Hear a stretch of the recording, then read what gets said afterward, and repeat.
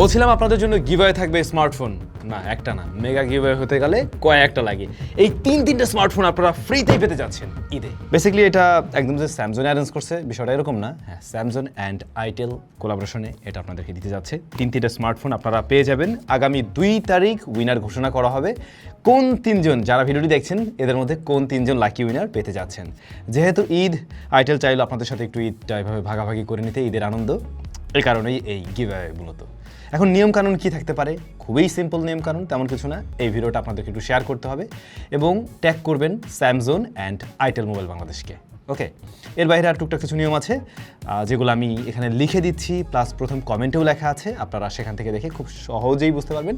আর সেই সাথে আমাদের স্যামসাংয়ের যে ইনস্টাগ্রাম আইডিটা রয়েছে ওটাকে চাইলে একটু ফলো করতে পারেন, না করলেও সমস্যা নেই। আর হ্যাঁ, ইউটিউব ভিডিওতে মাস্ট একটা কমেন্ট করবেন। তো আপনারা ফোনটা পেতে যাচ্ছেন হচ্ছে মূলত আইটেল A200+। ভাই তারপরও ধরেন একটা ফ্রিতে পাইলে খারাপ তো লাগে না, ঈদের আনন্দ আরও অনেক গুণ বেড়ে যাবে, এই আর কি। সবাইকে ঈদের অনেক অনেক শুভেচ্ছা, খুব ভালো কাটুক আপনাদের ঈদ।